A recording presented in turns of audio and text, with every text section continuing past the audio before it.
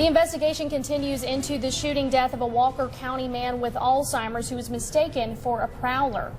Now, the district attorney's office now has the task of determining if the shooter should be charged in this case. Let's go to Channel 3 Eyewitness News reporter Matt Barber with more on how Georgia's Stand Your Ground law may play a role here. Matt? Yeah, that's right, David. Walker County Sheriff Steve Wilson says this is a very tough case to investigate because he knew the victim, 72-year-old Ronald Westbrook. Wilson is very outspoken about the actions of the shooter, saying in his opinion he should have never gone outside and waited for deputies to arrive.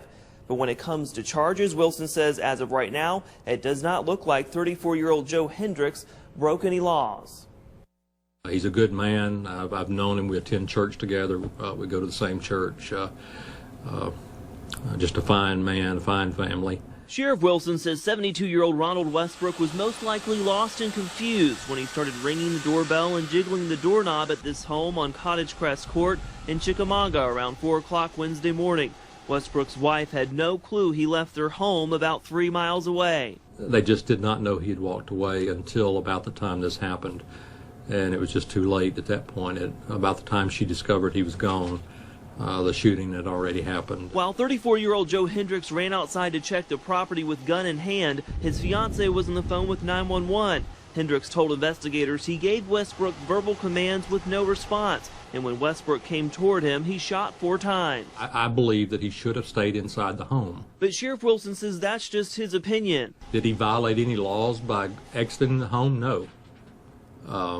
None that we know of. Wilson says it's now up to the district attorney to see if Georgia's Stand Your Ground law will play a role in the case. I'm certainly the district attorney will certainly take that code section, that law, into consideration. The 2006 law states a person has no duty to retreat and has the right to stand his or her ground, which includes using deadly force, and that pertains to defense of a habitation or property. There's no doubt in our mind that Mr. Hendrick and his fiancée felt threatened. But Wilson stresses it's an open investigation. We feel like at this point that we should proceed cautiously and with an open mind and let the evidence and the law take its place. Wilson also says on the 911 recording it's clear the dispatcher was not aware Hendricks left the house. Now, we've put in a request for that recording.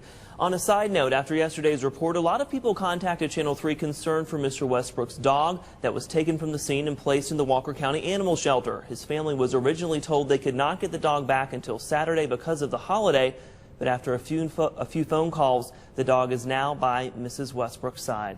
Live in the studio, Matt Barber, Channel 3 Eyewitness News.